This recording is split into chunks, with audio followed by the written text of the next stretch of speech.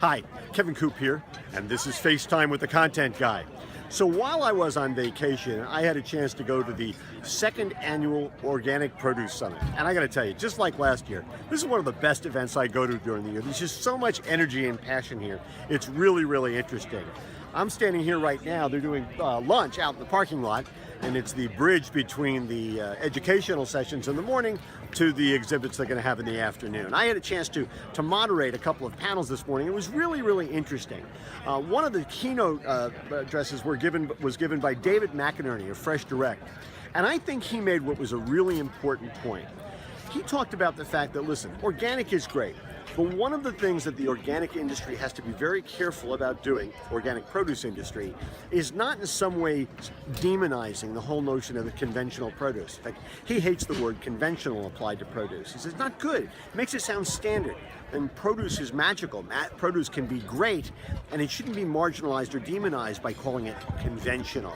You know, what would he said, this is a really interesting point he made, what would happen if somebody decided not to eat a conventional peach or a conventional apple and decided instead to have an organic Oreo or an organic Twinkie, if such a thing existed? That would not be a good thing for the produce business.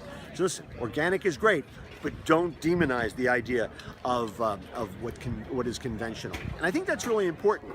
It also points to something that came out a lot in the sessions that I did, and that's the importance of education. Brick and mortar stores, absolutely, and they have to have a lot of support from producers and suppliers and growers to do this, have to provide an educational experience, especially down the road if they're going to compete with online retailers, okay? They've got to provide education. That's got to be part of the experiential thing. There's got to be sampling, lots of education, get people engaged with the product. And one final point, there was a nutritionist named Ashley Cuff who talked about where the industry is going, and I thought she made a really important point, and that's that consumers are not looking for better nutrition. They're looking for better health. And if you're talking about better nutrition, you're really not hitting them where they live. You've got to talk about better health, and that's really, really important. It was just one of the many lessons I learned at the Organic Produce Summit. Listen, in 2018, when they do this thing again, you got to go if you're in any way involved in the produce business, because this is a great event.